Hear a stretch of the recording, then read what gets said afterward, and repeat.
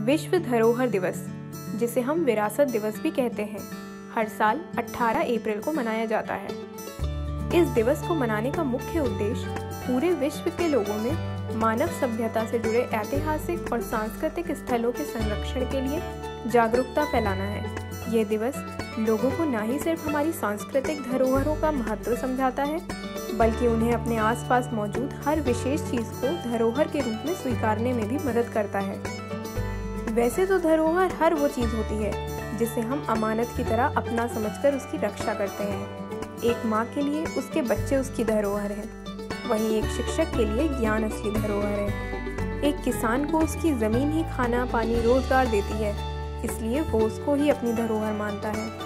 भारत की प्राचीन इमारतों की चमक बरकरार रखने के लिए सरकार हर कोशिश करती है, क्योंकि यही तो हमारी सांस्कृतिक विरासत को बाकी देशों से अलग बनाता है।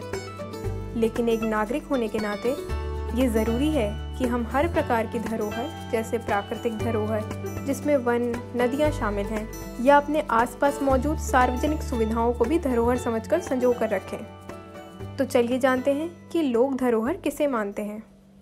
धरोहर मानने को तो बहुत से लोग अलग अलग चीज़ें मानते हैं, पर मेन होती है आदमी की इंसानियत, उसका व्यक्तित्व, और सबसे बड़ी बात कि उसको किसी के प्रति जलन भावना या ऐसा कुछ ना रखना चाहिए। अगर कोई ऐसा व्यक्ति है तो सबसे बड़ी उसकी धरोहर होगी।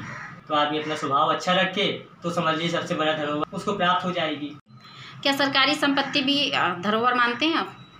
मानते हैं, लेकिन अगर सही तरीके से लोग उसका पालन कर पाए तो। बहुत से लोग तो उसी में कब्जा करने लगते हैं, तो फिर धरोहर कैसे कहलाएगी? वो तो सरकारी है ना।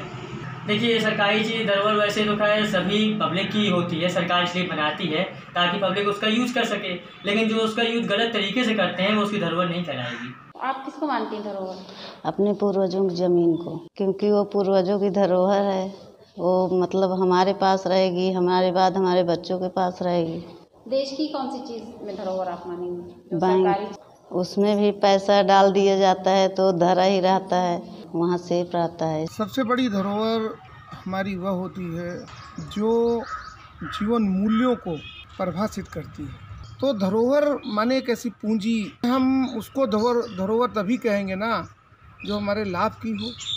जो हानि की हो धरोहर कैसे हो सकती है? तो नदियाँ तभी जीवित होंगी, नदियाँ तभी हंसेंगी जब हमारे पहाड़ हंसेंगे, हमारे जंगल हंसेंगे। अगर मनुष्य को अब भी बचना है तो हमारी प्राकृतिक जो धरोहरें हैं उनको बचाना होगा। धरोहरों को हमें फिर से जांचना होगा।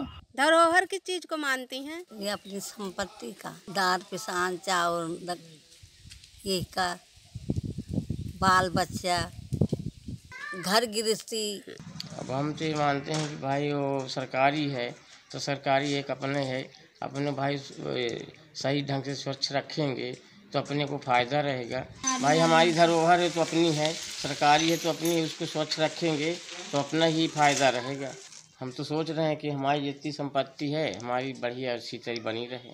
हम नहीं सोच रहे हैं कि बिगड़ जाए और अच्छी सी बने। हमारी धरोहर अगर हम बात करते हैं तो हमारा खुद का अपना शरीर होता है, जिसे हमें स्वस्थ रखना चाहिए और व्यायाम करते रहना चाहिए, योगा करते रहना चाहिए ताकि हम स्वस्थ रहें। अगर हम स्वस्थ रहते हैं तो अगर आपका मानना पैसे रुपए को लेकर के धरोहर है तो पैसे रुपए जब आप स्वस्थ रहेंगे तो खूब कमाएंगे। अगर आप स्वस्थ नहीं रहेंगे तो पैसे रुपए नहीं कमा सकते। जो देश की संपत्ति होती है तो वह किसी व्यक्ति विशेष की ना हो करके हम सब की होती है। हम सब की जिम्मेदारी बनती है कि उसको सुरक्षित रखा जाए, चाहे वो रोडवेज हो, रेलवे हो, या कोई विरासत में मिली बिल्डिंग हो, पहाड़ हो, नदियाँ हो, झीलें हो।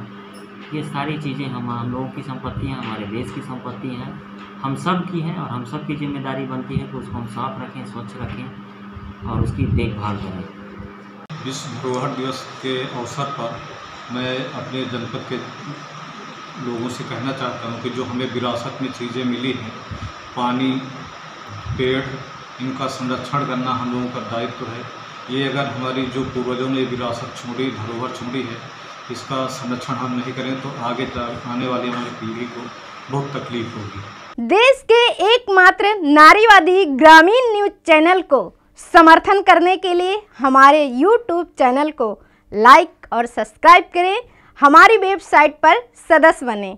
खबर लहरिया, आपकी खबर आपकी भाषा।